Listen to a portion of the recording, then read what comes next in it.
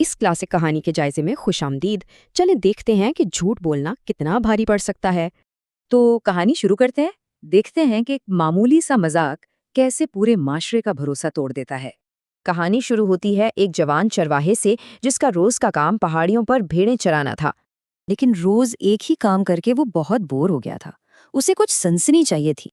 तो बस सबको बेवकूफ बनाने के लिए उसने एकदम झूठा शोर मचाना शुरू कर दिया।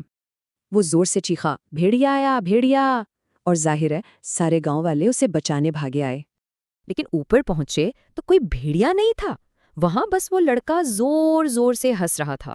लोगों को यूं परेशान देखकर उसे बड़ा मजा आया और उसने ये हरकत बार बार दोहराई।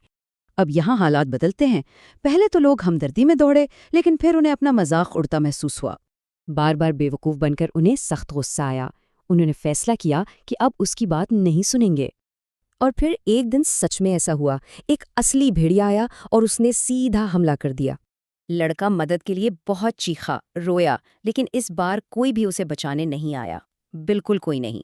शाम ढले जब उसकी माँ ढूंढती हुई पहुंची तो वो वहां शदीद जख्मी हालत में पड़ा था। थोड़ा होश आने पर माँ ने उसे समझाया कि देखो, तुम्हारे इस झूठे मजाक ने ही ये मुसीबत खड़ी की। जरा इस टाइमलाइन को देखें। बात बोरियत से शुरू हुई, मजाक बनी और फिर असली हमले पर ख़त्म हुई। उस दिन के बाद उस चरवाहे लड़के ने फिर कभी जिंदगी में झूठ नहीं बोला। आखिर में सोचने की बात यह है, जब ऐसे मजाक पूरे मुआशरे का भरोसा तोड़ दें तो फिर क्या बचता है।